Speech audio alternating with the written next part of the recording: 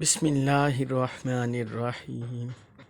حضور غوث کریم سیدنا شیخ عبد القادر جیلانی رحمت اللہ علیہ نے 10 اوصاف 10 رسائل ذکر کیے، ان میں سے انہوں نے 5ویں خوبی ذکر کی۔ 5ویں حضرت یہ ہے کہ انسان کسی کے لیے بد دعا نہ کرے، کسی کے لیے برا نہ چاہے، اور اگر کوئی بندہ کسی سے زیادتی بھی کرتے تو بھی اس سے سلسلہ کلام بند نہ کرے، نہ اس سے انتقام لے، اللہ تعالیٰ کی خاطر اس پر صبر و تحمل کرے، اور اسے اپنے قول و فعل سے اس سے بدلا نہ دے۔ یہ جو منزل ہے، یہ حسرت ہے، یہ انسان کو اعلیٰ منازل عطا کرتی ہے۔ صبر و تحمل، مصیبت پر، نقصان پر، کسی کی طرف سے دل شکنی پر، کسی کی طرف سے نقصان پہنچانے پر، جیسا کوئی بندہ کسی بندے کے ساتھ کوئی گالی گلوچ سے پیش آتا ہے، کوئی فتنہ سے پیش آتا ہے، تو آگے اس کے مقابلے میں ہم گالی گلوچ کا مظاہرہ نہ کریں، بلکہ کیا کریں؟ صبر و تحمل، صبر و تحمل، اپنے نفس پر ضبط کریں۔ یہ تعلیم بھی قرآن سے انہوں نے دی ہے۔ ایک اللہ رب العزت کا فرمان ہے سورۃ حامیم السجدہ آیت نمبر 34-35 میں، اللہ تعالی نے فرمایا وَلَا تَسْتَوِي الْحَسَنَةُ وَلَا السَّيِّئَةُ، نیکی اور برائی آپس میں برابر نہیں ہو سکتے، نیکی اور برائی برابر نہیں ہو سکتے۔ اِدْفَعْ بِالَّتِی ہِیَ أَحْسَنُ، فرمایا برائی کو بہت ہی اچھے طریقے سے دور کرو۔ اگر کوئی بندہ بدسلوکی سے پیش آتا ہے، کبر سے پیش آتا ہے، نکبر سے پیش آتا ہے، کسی بندے کے ساتھ برا سلوک کرتا ہے، تو اللہ تعالیٰ نے فرمایا کہ آپ اس برائی کو سب سے بہتر طریقے سے، بہتر کردار سے دور کریں۔ آگے اللہ تعالیٰ نے فرمایا اس کا رزلٹ کیا ہوگا؟ فَإِذَا الَّذِي بَيْنَكَ وَبَيْنَهُ عَدَاوَةٌ كَأَنَّهُ وَلِيٌّ حَمِيمٌ، کہ جب بندہ ایسا کردار ادا کرتا ہے، اعلیٰ ظرفی، اعلیٰ کردار کا مظاہرہ کرتا ہے، تو اللہ تعالیٰ نے فرمایا تمہارے درمیان اور جس بندے کے درمیان عداوت ہوگی وہ گویا ایسا ہو جائے گا جیسے گرم جوش دوست، قریبی دوست، آپ کے حسن سلوک سے، حسن اخلاق سے متاثر ہوگا، اس بندے کا دل ایک دل مائل ہو جائے گا، اور آپ کے اور اس کے درمیان ایک دوستی کا رشتہ، دوستی کا تعلق قائم ہو جائے گا۔ یہ صرف کس وجہ سے؟ حسن کردار کی وجہ سے، صبر کی وجہ سے۔ اللہ تعالیٰ نے آگے اسی مقام پر فرمایا وَمَا يُلَقَّاهَا إِلَّا الَّذِينَ صَبَرُوا وَمَا يُلَقَّاهَا إِلَّا ذُو حَظٍّ عَظِيمٍ، فرمایا جن لوگوں کو یہ کردار، یہ خلق، یہ حسلت نصیب ہوتی ہے وہ صبر کرنے والے ہوتے ہیں۔ کن لوگوں کو نصیب ہوتی ہے؟ صبر کرنے والوں کو، جو اپنے نفس پر ضبط کرتے ہیں، کنٹرول کرتے ہیں، صبر کرنے والے۔ وَمَا يُلَقَّاهَا إِلَّا ذُو حَظٍّ عَظِيمٍ، اور آپ نے ان کی دوسری بھی ذکر کی، اور یہ ایسے خوش قسمت صبر کرنے والے صابرین طبقہ ہوتے ہیں جو بڑے حصے والے ہیں، جو رب کی طرف سے رحمت برکت کا بڑا حصہ پانے والے ہیں، یہ ایسے صبر کرنے والے۔ پھر آپ دیکھیے اسی طرح قرآن میں اللہ تعالیٰ نے اپنے حبیب مقدم صلی اللہ علیہ وسلم کی تربیت فرمائی، فرمایا اے حبیب، یہ سورۃ آل عمران ہے آیت نمبر 159، فَبِمَا رَحْمَةٍ مِّنَ اللَّهِ لِنتَ لَهُمْ، اللہ کی رحمت کے سبب سے آپ ان کے لیے نرم دل ہیں، آپ ان کے لیے کیا ہیں؟ نرم دل۔ یہ ان لوگوں کے لیے، اپنے صحابہ کے لیے، اپنے محبین کے لیے، متابعین کے لیے، اطاعت گزاروں کے لیے، اہل ایمان کے لیے، یہ اللہ کی رحمت کے سبب آپ ان کے لیے نرم دل ہے۔ وَلَوْ كُنْتَ فَظًّا غَلِيظَ الْقَلْبِ، اگر آپ تندہو ہوتے، سخت مزاج ہوتے، سخت مزاج ہوئے، تندہو ہوتے، لَنْفَضُّوا مِنْ حَوْلِكَ، تو یہ لوگ آپ سے دور بھاگ جاتے ہیں، تو آپ یہ دیکھیے نرمی، رحم دلی، لطافت، یہ کتنی اعلیٰ حسرت ہے کہ اس کی وجہ سے انسان بندوں میں محبوب ہو جاتا ہے، بندوں میں محبوب ہو جاتا ہے۔ فرمایا یہ لوگ آپ سے دور بھاگ جاتے ہیں، اور آگے فرمایا فَاعْفُ عَنْهُمْ وَاسْتَغْفِرْ لَهُمْ وَشَاوِرْهُمْ فِي الْأَمْرِ، بس آپ انہیں معاف فرما دیا کرے، درگزر کر دیا کرے، کمی کوتاہی ہو جاتی ہے، اللہ کے بندے ہیں، آپ کے امتی ہیں، چلے درگزر کر دیا کریں۔ اللہ رب العزت نے کیسے سکھایا؟ کمی کوتاہی پر درگزر کرتے، وَاسْتَغْفِرْ لَهُمْ، اور میرے مصطفیٰ ان کے لیے رب سے مغفرت بھی مانگ لے، ان کے لیے شفاعت بھی کر دیں، استغفار بھی کر لیں، وَشَاوِرْهُمْ فِي الْأَمْرِ، اور اہم معاملات میں ان سے مشاورت بھی کر لیا کریں۔ آپ دیکھیے اللہ رب العزت نے اپنے حبیب کے تصدق سے ہمیں کیسی تلقین فرمائی، صبر، نرم دلی، رحم دلی۔ تو حضور سیدنا شیخ عبدالقادر جیلانی رحمۃ اللہ علیہ نے یہی فرمایا کہ انسان کسی کی بدسلوکی پر، بدخلقی پر صبر کرے۔ یہ پانچویں حاصلت ہے ولی کامل کی، جلال میں نہ آئے، ایسے غصے میں نہ آ جائے، لوگوں پر ایسے جلال نکالتا پھرے، لوگوں کو اپنے آپ سے دور بھگاتا رہے، اپنے کردار سے، اپنی بد زبانی سے، بد خلقی سے، بد مزاجی سے وہ بھگاتا رہے، ایسا نہیں۔ آگے فرماتے ہیں جب بندہ اس حضرت کو اپنا لیتا ہے تو دنیا آخرت میں بلند مقام حاصل کر لیتا ہے، دور و نزدیک کے لوگ اس سے محبت اور مودت کا سلوک کرتے ہیں، اس کی دعا قبول ہوتی ہے، محلوق میں اسے بلندی ملتی ہے، اور دنیا میں وہ ایمان والوں کے دلوں میں عزت پاتا ہے۔ جو ہم نے سورۃ آل عمران میں حضور صلی اللہ علیہ وسلم کا پڑھ لیا، اور پھر جو ہم نے پچھلی آیت میں پڑھ لیا سورۃ حامیم السجدہ کا، کہ جو اعلیٰ حضرت والے یہ ان کو صبر نصیب ہوتا ہے۔ پھر چھٹی حضرت ذکر کرتی ہیں، چھٹی حضرت یہ ہے ولی کامل کی، روحانی راہ پر چلنے والے کی، اہل قبلہ کو کافر، مشرک اور منافق نہ کہے، اہل قبلہ کو کافر، مشرک اور منافق نہ کہے۔ اہل قبلہ سے کون مراد ہے؟ ہمارے مفسرین، محدثین، فقہاء نے بیان کیا اہل قبلہ سے مراد اول نمبر پر اہل ایمان ہے، اہل اسلام ہے، مسلمان۔ تو انہوں نے فرمایا کہ مسلمان کو کافر، مشرک اور منافق نہ کہے، اس سے اپنی زبان بند کرے۔ آپ کے دیکھ رہے ہیں آج ہمارا کیا حال ہے، جگہ جگہ، گلی گلی، محلے میں کفر کی، شرک کی، منافقت کے فتوے کی مشینیں چلی ہوئی ہیں، بدعت کی، گستاخی کی مشینیں چلی ہوئی ہیں۔ جس کا جو دل کرتا ہے تھوڑی سی بات کسی سے سنتا ہے، نہ اس کی تہہ تک پہنچتا ہے، نہ گہرائی تک پہنچتا ہے، اس پر سیدھا فوراً کفر، شرک، منافق کے فتوے جا دیتے، گہرائی تک بھی نہیں پہنچتے۔ تو فرماتے ہیں کہ اپنی زبان پر کنٹرول کریں۔ مسلمانوں کو، اہل قبلہ کو، اہل قبلہ یہی نا جو بیت المقدس اور بیت اللہ کی طرف رخ کرنے والے ہیں، ان کو کافر، مشرک، منافق نہ کہے۔ حضور صلی اللہ علیہ وسلم نے تنبیہاً مسلمانوں کو فرمایا کہ اگر ایک مسلمان دوسرے مسلمان کو کافر کہتا ہے، اپنے بھائی کو، اور وہ کافر نہیں ہوتا، وہ کفر کا فتویٰ کہنے والے کی طرف لوٹ جاتا ہے۔ تو اس کا مطلب اگر کسی نے اسی حدیث کی شرح میں اگر کسی نے کسی کو منافق کہا، اگر وہ منافق نہیں تو کہنے والے کی طرف پلٹ گیا۔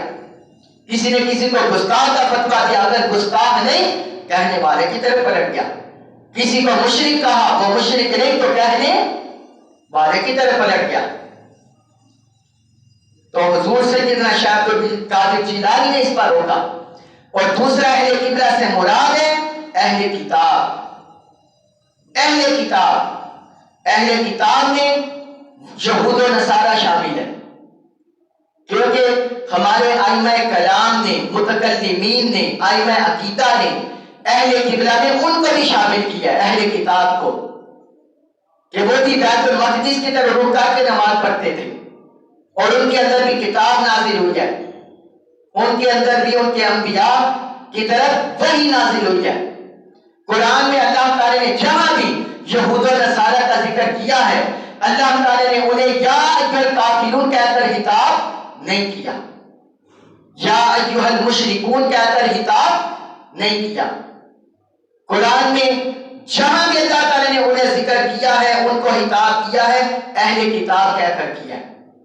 اس طرح ایک مقام پر فرمایا قل یا اہل الکتاب تعالوا الی کلمۃ سواء بیننا وبینکم، اور کہیں فرمایا یا اہل الکتاب لم تحاجون فی ابراہیم۔ ہاں، جہاں ان کے کفری عقائد کا ذکر کیا ہے، وہاں ان کے کسی گروہ کی طرف اشارہ کر کے ان کے کفر کو بیان کیا ہے۔ لقد کفر الذین قالوا ان اللہ ثالث ثلاثہ، قالوا ان اللہ ثالث ثلاثہ، جہاں ان کے کفر عقائد کو ذکر کیا، وہاں ان کے کفری عقیدے کو ذکر کیا ہے، مگر الکافرون کا ٹائٹل من حیث القول من حیث المجموع انہیں نہیں دیا۔ تو اہل ایمان اس پر بھی ضبط کرے کہ کسی یہود و نصارہ میں سے بھی کسی کتابی کو بھی جو قرآن نے ٹائٹل دیا اس سے باہر ان سے خطاب نہ کرے، ان سے خطاب نہ کرے، اس کا لحاظ رکھے۔ فرماتے ہیں یہ حضرت ایسی ہے رحمت کے بہت قریب اور درجے میں بہت بلند ہے، یہ سنت کا کمال ہے، اور علم الہی میں دخل اندازی سے کمال پرہیز ہے، کمال پرہیز ہے۔ اس ذریعہ سے انسان اللہ کی ناراضی سے بچ جاتا ہے، اللہ کی رضا اور رحمت کے بہت قریب پہنچ جاتا ہے۔ پھر آگے فرماتے ہیں یہ اللہ کریم تک پہنچانے کے لیے گویا دروازہ ہے جو انسان کو پوری مخلوق کی رحمت و محبت کا باعث بنا دیتا ہے۔ یعنی جو بندہ مخلوق خدا کے لیے ایسا رحیم کریم بن جاتا ہے تو مخلوق خدا پوری مخلوق کی رحمت و محبت اس کی طرف رجوع کرتی ہے، اس کی طرف مائل ہوتی ہے۔ قرآن میں اللہ رب العزت نے جو اپنی پہلی صفات ذکر کی، اپنی الحمدللہ رب العالمین، ساری تعریف اللہ کے لیے ہے جو سارے جہان والوں کا رب ہے۔ اس میں کافر، مشرک، یہودی، نصارہ سارے شامل ہیں، مسلمان، مومن۔ تو یہی حضور سیدنا شاہ عبد القادر جیلانی تعلیم فرما رہے ہیں۔ پھر آگے ساتویں حضرت ذکر کرتی ہیں انسان گناہوں سے بچے، گناہوں سے بچے، چھوٹے سے چھوٹے گناہ سے بھی بچے، اپنے اعضاء کو غلط کاریوں سے باز رکھے۔ یہ وہ عمل ہے جس کا اس دنیا میں دل اور اعضاء کو فوری بدلہ دیا جاتا ہے، اور آخرت کے لیے بھی نیکیاں ذخیرہ کی جاتی ہیں۔ جس طرح حضور صلی اللہ علیہ وسلم کا فرمان ہے کہ جب کوئی بندہ ایک گناہ کرتا ہے اس کے دل پر سیاہ دبا رکھتا ہے، اگر وہ توبہ کر لے، رب کی بارگاہ کی طرف رجوع کر لے تو وہ دبا ختم ہو جاتا ہے، مٹا دیا جاتا ہے۔ لیکن اگر وہ توبہ نہ کرے، رجوع نہ کرے، وہ سیاہ دبے بڑھتے جاتے ہیں، بڑھتے جاتے ہیں۔ اللہ معاف کرے، حتیٰ کہ وہ سارا دل سیاہ کر دیتے ہیں، سارا دل سیاہ کر دیتے ہیں۔ جو اللہ رب العزت نے قرآن میں فرمایا کلا بل رانا علی قلوبہم ما کانوا یکسبون، فرمایا ان کے کفر کی جو دشمنان اسلام ہیں، منافق ہیں، ان کے کفر کی منافقت کی وجہ یہ ہے، ان کے کفر منافقت کی وجہ سے اللہ تعالیٰ نے ان کے دلوں پر زنگ لگ گیا، زنگ آلود ان کے دل ہو گئے، ان کے اعمال کی وجہ سے، ان کے اعمال کی وجہ سے۔ جو قرآن میں ایک اور مقام پر نیکی اور برائی کا ذکر رب نے کیا، سورۃ النمل آیت نمبر 99-90 میں فرمایا وَمَنْ جَاءَ بِالْحَسَنَةِ فَلَهُ خَيْرٌ مِنْهَا، جو شخص بھی نیکی لے کر آئے گا، کوئی نیکی، اسے اس کا بہتر صلہ ملے گا، اسے اس کا بہتر صلہ ملے گا۔ ذرے سے ذرہ نیکی. وَهُمْ مِنْ فَزَعٍ يَوْمَئِذٍ آمِنُونَ, اور قیامت کے دن جو قیامت کی ہولناکی کی گھبراہٹ ہوگی, ہولناکی ہوگی, اس دن ان کے دل گھبراہٹ سے محفوظ ہوں گے, مامون ہوں گے. وَمَنْ جَاءَ بِالسَّيِّئَةِ فَكُبَّتْ وُجُوهُهُمْ فِي النَّارِ, اور جو شخص برائی لے کر آئے گا, برائیوں کا بنندہ, رب کی نافرمانی, گناہوں کی کثرت, جرموں کی کثرت, نافرمانیوں کی کثرت, جو اس طرح آئے گا, کفر اور اس طرح دوسری چیزیں, تو فرمایا فَكُبَّتْ وُجُوهُهُمْ فِي النَّارِ, انہیں دوزخ میں اندھے منہ ڈالا جائے گا. استغفر اللہ, نعوذ باللہ من ذالک.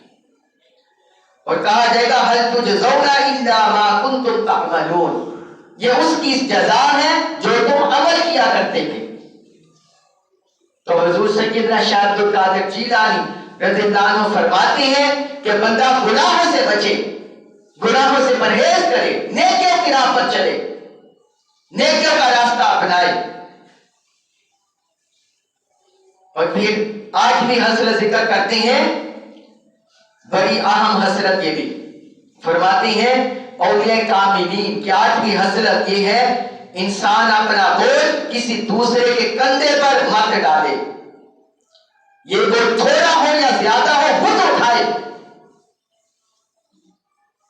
یعنی اپنی دنیاوی ضرورتیں, دنیاوی حاجتیں, اپنا بال بچوں کا پیٹ پالنا, رزق حلال کی طلب کرنا, اپنی ضرورتیں پوری کرنا, یہ دوسرے پر نہ ڈالے بلکہ خود کرے. کیا کرے؟ خود کرے, خود محنت کرے, خود رزق حلال کمائے. سست کاہل غافل ہو کر نہ بیٹھا رہے, دوسرے پر تکیہ لگا کر دوسرے پر بھروسہ نہ کرے, دوسرے پر اپنا بوجھ نہ ڈال دے. جس طرح ہمارے زمانے میں بعض لوگ کرتے ہیں, اس طرح ہمیں عادت ہوتی ہے. وہ خود محنت نہیں کرتے, ہٹے کٹے ہوتے ہیں, گھر میں بیٹھے رہتے ہیں یا فضولیات میں وقت گزار دیتے ہیں, محنت نہیں کرتے, کوئی جاب نہیں ڈھونڈتے, کوئی محنت مزدوری نہیں ڈھونڈتے, کوئی چھوٹا موٹا کاروبار نہیں شروع کرتے. وہ دوسروں کی طرف دیکھتے رہتے ہیں کہ میرا بھائی میری مدد کر دے گا, میری بہن میری مدد کر دے گی, میرے فلاں رشتہ دار مدد کر دے گی, میرا فلاں ہمسایہ مدد کر دے گا. یہ میں جو عذر رکھنے والے, شرعی عذر رکھنے والے, ان کی بات نہیں کر رہا. جو مریض ہوتے ہیں, ضعیف ہوتے ہیں, بے امکان ہوتے ہیں, ان کی بات نہیں کر رہا. جن کو اللہ نے صحت کا درستی دی ہے, صلاحیت توانائی دی ہے, وہ دوسرے پر بھروسہ کر دیتے. حضور صلی اللہ علیہ وسلم نے ایسے سائلوں کی, ایسے منگتوں کی مذمت کی ہے. فرمایا جو بندہ دنیا میں لوگوں سے سوال کرتا رہتا ہے اپنی چھوٹی چھوٹی ضرورتوں کے لیے, اور وہ محنت نہیں کرتا, بس مانگتا ہی پھرتا ہے, چاہے وہ گداگاری کیوں نہ ہو, قیامت کے دن آئے گا, اس کے جسم, اس کے چہرے پر گوشت کا لوتھڑا تک نہیں ہوگا. اللہ معاف کرے, ایسے بنجر بن کر آئے گا.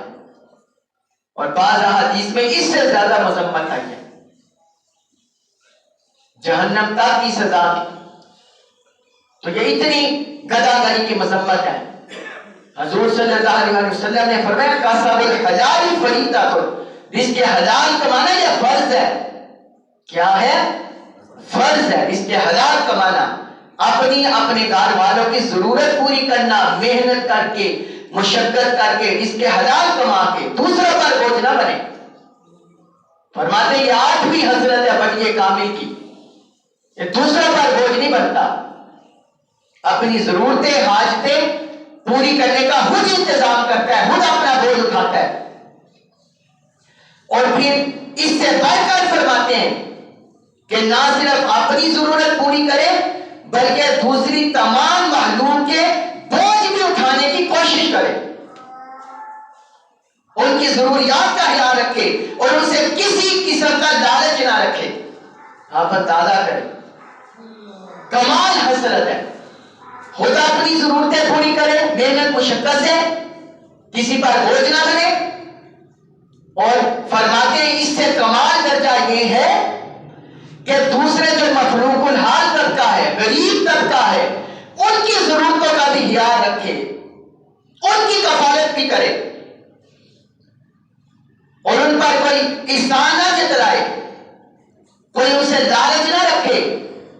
کہ میں اس کی مدد کروں گا مجھے یہ فائدہ ہو جائے، نہ بے لوث اخلاص کے ساتھ دوسروں کی مدد کرے۔ پچھلے جب ربیع الاول میں نے خطبات سیرت ذکر کیے، اس میں حضور صلی اللہ علیہ وسلم کی سیرت طیبہ کا یہ گوشہ بھی ذکر کیا کہ حضور اپنی بعثت سے قبل جو سیدہ خدیجہ الکبریٰ رضی اللہ عنہا نے حسائل آپ کے ذکر کیے، فرماتی ہیں وَتَحْمِلُ الْقَلْبَ وَتَكْسِبُ الْمَعْدُومَ۔ بعثت نبوی سے قبل حضور کا عمل مبارک یہ تھا کہ مفلوق الحال اور کمزور لوگ ان کا بوجھ اٹھاتے اور ان کی ضرورتیں پوری کرتے۔ کمزوروں کا بوجھ اٹھاتے، مفلوق الحال غریب طبقے کی ضرورتیں پوری کرتے، انہیں کما کر دیتے، انہیں کھلاتے۔ اور قرآن میں اہل بیت اطہار کا ذکر ہے جو اللہ تعالیٰ نے فرمایا وَيُطْعِمُونَ الطَّعَامَ عَلَىٰ حُبِّهِ مِسْكِينًا وَيَتِيمًا وَأَسِيرًا، کہ وہ اللہ کی محبت میں مسکین کو، یتیم کو اور قیدی کو کھلاتے ہیں، ان کا پیٹ بھرتے ہیں، خود بھوکے رہ جاتے ہیں مگر دوسروں کی ضرورت پوری کر دیتے ہیں۔ اور یہی عمل صحابہ کرام کا بھی ذکر ہوا وَيُؤْثِرُونَ عَلَىٰ أَنفُسِهِمْ وَلَوْ كَانَ بِهِمْ خَصَاصَةٌ، کہ صحابہ کرام کا یہ عمل ہے، میرے محبوب کے صحابہ کا یہ عمل ہے، یہ ان کا کردار ہے، سیرت ہے کہ وہ دوسرے لوگوں کو اپنی جانوں پر ترجیح دیتے ہیں، خود تنگی تکلیف کاٹ لیتے ہیں، رضوان اللہ علیہم اجمعین، خود تنگی تکلیف کاٹ لیتے ہیں، دوسروں کا اپنی ذات پر ترجیح دیتے ہیں۔ سیدنا ابوبکر صدیق رضی اللہ عنہ خلیفہ اول، وہ لوگوں کے گھروں میں راتوں کو جا جا کر پتہ کرتے تھے۔ اپنی خلافت کے دور میں ایک بوڑھا نبینا خاتون مدینہ کے خراب میں رہتی تھی، وہ ہر روز ان کا معمول تھا سحری کے وقت جاتے اور اس بوڑھی خاتون کے گھر جھاڑو پوچھ کرتے، ان کا گڑا پانی سے بھرتے اور پھر خاموشی سے واپس تشریف لے آتے۔ سیدنا عمر فاروق ایک دن تو کے لگے، ان پر یہ معاملہ واضح ہو گیا، انہوں نے کہا میں ابو بکر کے مقام کو نہیں پا سکتا۔ سبحان اللہ۔ تو حضور موسیٰ کا نہیں، آٹھویں حضرت ولی کامل کی یہ ذکر کرتے ہیں کہ بندہ اپنا بوجھ بھی خود اٹھائے، اپنی ضروریات پوری کرے، دوسروں کا منگتا سائلہ بنا پھرے، اور اعلیٰ حضرت اس سے اعلیٰ درجہ یہ ہے کہ دوسرے مفلوق الحال لوگوں کی بھی ضرورتیں پوری کرے، ان کی بھی کفالت کرے، ان کی بھی کفالت کرے۔ جس طرح ہم نے پچھلے جمعہ میں 2 دن جمعہ پہلے حضور سیدنا شیخ عبد القادر جیلانی کی احوال سے ذکر کیا تھا کہ آپ کس طرح غریب ناکار لوگوں کی مدد کیا کرتے تھے۔ کشتی پار کرنے والے کو، ایک بوڑھے کو دینار بھی دے دیا، اپنا جوتا بھی اتار کے دے دیا۔ سبحان اللہ۔ یا اللہ صالحین یہ ہوتے ہیں، وہ صرف بات نہیں کرتے، عمل کر کے دکھاتے ہیں۔ آج بدقسمتی سے ہماری حالت یہ ہے، ہم باتیں زیادہ کرتے ہیں، عمل کم ہے، عمل سے ہم عاری ہیں، عمل سے حالی ہیں۔ یہ ہمارے زوال کی ایک بڑی وجہ ہے، ہمارے خیر سے حالی ہیں، باتیں بہت ہیں ہمارے پاس۔ تو آٹھویں حضرت حضور غوث الثقلین نے یہ بیان کی، فرماتے ہیں جو بندہ یہ حسرت پا جاتا ہے، دوسروں کا بھی بوجھ اٹھاتا ہے، ان کی ضرورتوں کا خیال رکھتا ہے، فرماتے ہیں عبادت گزاروں کے لیے اس میں کمال عزت اور متقی کے لیے کمال شرف ہے۔ اور جس بندے میں یہ حضرت پیدا ہوتی ہے اس میں امر بالمعروف اور نہی عن المنکر کا جذبہ پیدا ہوتا ہے۔ جو بندہ بے لوث ہوگا، مخلص ہوگا، وہی لوگوں کو نیکی کے اچھے طریقے سے دعوت دے گا، اس کی بات میں اثر بھی ہوگا اور اس کے اندر جذبہ بھی پیدا ہوگا، لوگوں کو برائی سے روکے گا۔ اور فرماتے ہیں انسان کے نزدیک پوری مخلوق ایک جیسی بن جاتی ہے، اس بندے کے نزدیک وہ بس دیکھتا ہے کہ بندہ کون سا ہے، غریب ہے اس کی ضرورت پوری کرو، حاجت مند ہے ضرورت پوری کرو۔ اس کے آگے پیچھے فرقہ، دین، مذہب اس کی طرف نہیں جاتا. جو فطرہ پرور ہے ان کا تو علیحدہ، ان کی علیحدہ بات ہے. یہ عامت الناس کی بات ہوتی ہے، وہ ان کی ضرورت پوری کرتا ہے. فرماتے ہیں جب ہم بندے میں یہ وصف پیدا ہوتا ہے، رب قدوس اس میں بنا اور ایمان و یقین کا نور پیدا فرما دیتا ہے. بے نیازی اسے نصیب ہوتی ہے، وہ کسی کو کسی پر ترجیح نہیں دیتا، سب محلوم اس کی نظر میں برابر ہو جاتی ہے. اہل ایمان کی عزت اور اہل تقویٰ کا یہ شرف ہے، یہ حسرت. یہی اخلاص کا قریب ترین دروازہ ہے. اخلاص کا جو اللہ تعالیٰ نے مخلصین اپنے بندوں کی تعریف کیا قرآن میں، فرماتے ہیں یہ اخلاص کا قریب ترین دروازہ ہے. اور نبی حضرت 9 حضرت انہوں نے ذکر کی اہل طریقت، اہل روحانیت، اولیاء کاملین کی.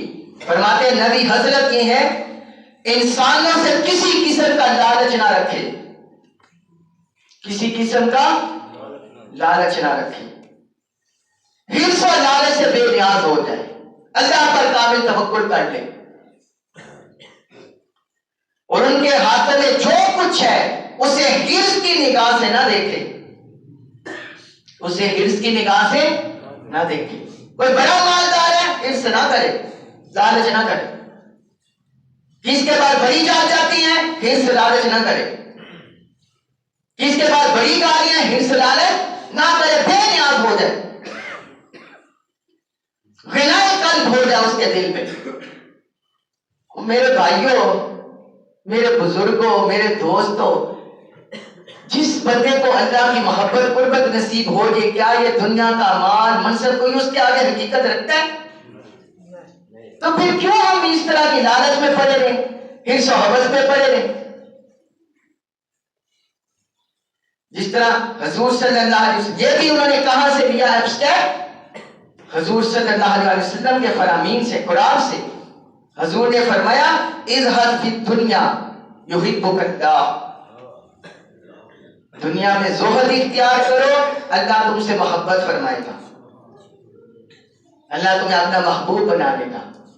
وَاذْهَدْ فِي مَا فِي أَيْدِي النَّاسِ يُحِبُّكَ النَّاسِ، اور فرمایا جو لوگوں کے ہاتھوں میں ہے مال، منصب، دولت، گاڑیاں، بینک بیلنس، تم ان سے بے نیاز ہو جو زہد اختیار کر لو، اللہ تعالیٰ تمہیں لوگوں میں محبوب بنا دے گا، لوگ تم سے محبت کریں گے اگر تم ان سے بے نیاز ہو جاؤ. تو فرماتی ہیں یہی غنائے خالص ہے، یہ خالص غنا ہے، خالص بے نیازی ہے. ایسا شخص بہت بڑا بادشاہ ہے، اسی میں فخر ہے. اس سے صافی یقین حاصل ہوتا ہے، صاف ستھرا یقین جو رب کی بارگاہ سے تعلق ہے وہ حاصل ہوتا ہے. اور یہی کامل اور صریح توکل ہے. دنیا سے بے نیاز ہو جانا، دنیا کے اندر سے کٹ نہ جانا، رشتے ناطے نہ توڑ دینا، دنیا کی چاہت سے، محبت سے، خواہشات سے بے نیاز ہو جانا، یہ کامل توکل ہے. یہ حضور سیدنا شاہ عبد القادر جیلانی اپنی کتاب آداب السلوک میں ہمیں درس دیا، اور دوسری کتاب بنیاد الطالبین میں درس دیا. میں آپ کو بتا رہا ہوں یہ انہوں نے کہاں سے لیا؟ قرآن و سنت سے، اور پھر اس پر عمل کر کے دکھایا، پھر اس پر عمل کر کے دکھایا. صرف حاجی علماء نہیں بنے، فتوی باز علماء نہیں بنے، علماء ربانیین بنے ہیں. تو فرماتی ہیں یہ جو حسرت ہے، لالچ سے بے نیازی، یہ زہد کے دروازوں سے بھی ایک دروازہ ہے. اس سے زہد و ورع نصیب ہوتا ہے، بزرگی کی تکمیل ہوتی ہے. پھر آگے 10ویں حسرت بیان کر کے بات ختم کرتے ہیں. اس حسرت کے بارے میں فرماتے ہیں یہ جتنی بھی خوبیاں ہیں، حسرتیں ذکر ہوئی، یہ ان تمام خوبیوں حسائی کی اصل ہے، یعنی ان کی جڑ ہے. کیا ہے؟ جڑ ہے، اصل ہے. وہ کیا ہے؟ تواضع، انکساری. بندہ رب اور رب کے رسول کی بارگاہ میں بھی متواضع ہو جائے، مخلوق کے آگے بھی متواضع ہو جائے. نہ اللہ اور اللہ کے رسول کے بارے میں کوئی دل میں کبر آئے، نخوت آئے، نہ مخلوق کے بارے میں کوئی کبر و نخوت آئے. تواضع انکساری، فرماتے ہیں یہ اصل ہے. تمام خصائل کی یہ اثر جار ہے. اگر یہ بندے میں حسنت نہیں ہے، کسی نے 4 جماعتیں پڑھ لی، شریعہ کی تعلیم حاصل کر لی، ہو کر مغرور میں آ گیا، باقیوں کو ہیچ سمجھنے لگا، کوئی بڑے منصب پر بیٹھ گیا، باقیوں کو ہیچ سمجھنے لگا، کوئی بڑا عبادت گزار بن گیا، باقیوں کو ہیچ سمجھنے لگا، نیچا سمجھنے لگا، کوئی بڑا نمازی بن گیا، کسی نے بڑی بڑی داڑھی رکھ لی، باقیوں کو ہیچ سمجھنے لگا، کسی نے بڑے بڑے ایسے اپنے تہبند اونچے کر لیا، دوسروں کو ہیچ کم کر سمجھنے لگا. وہ بندہ رب کی قربت سے محبت سے نکل گیا. حضور صلی اللہ علیہ وسلم نے فرمایا تواضع کے بارے میں، من تواضع للہ رفعہ اللہ، جو بندہ اللہ کے رضا کی خاطر تواضع کرتا ہے، انکساری اپنے اندر پیدا کرتا ہے، رب اس کو بلند فرماتا ہے. دنیا میں بھی، آخرت میں بھی، قربت میں بھی، محبت میں بھی اس کو اللہ تعالیٰ بلندی عطا فرماتا ہے. کیا فرماتے ہیں؟ اور دیکھیں بڑی پیاری انہوں نے بات کی تواضع کے بارے میں. کہتے ہیں تواضع یہ ہے کہ انسان جس سے ملے اس کو اپنے آپ سے بہتر خیال کرے. بات آخری جملے ہے میرے. کہتے ہیں اگر کوئی بندہ چھوٹے سے ملے اس کو اس لیے بہتر خیال کرے اپنے سے، اس کے گناہ کم ہے.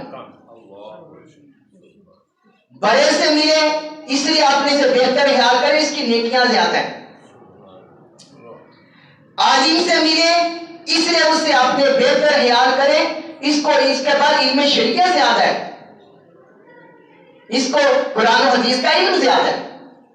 جاہل سے ملے اس لیے اس سے اپنے بہتر خیال کرے کہ جہالت کی وجہ سے اگر یہ ندانی میں گناہ کر بھی دے گا تو پتہ نہیں رب کی بارگاہ میں اس کی پکڑ ہو جائے، معافی ہو جائے، میں تو جانتا ہوں، تو میری تو یعنی پکڑ لازمی مجھے پتہ ہے، تو اس کی معافی کی نسبت زیادہ ہے، تو میری کام ہے، اس وجہ سے اس سے بہتر جانے. اور اگر کسی کافر کو کہتے ہیں، کافر کو ملے تو کہتے ہیں اس کو بھی بہتر خیال کرے کہ کوئی پتہ نہیں کل یہ اسلام کو بھول کر لے، اس کا خاتمہ ایمان پر ہو جائے، اور میں مسلمان ہوں تو اللہ معاف کرے کہیں یہ نہ ہو کہ موت کے قریب مجھ سے ایمان چھین جائے. فرماتے ہیں ہر حال میں تواضع بندہ کرے، ہر حال میں تواضع کرے. اللہ تبارک و تعالی ہمیں ان خصائل پر عمل کرنے کی توفیق عطا فرمائے. وما علیک الا البلاغ.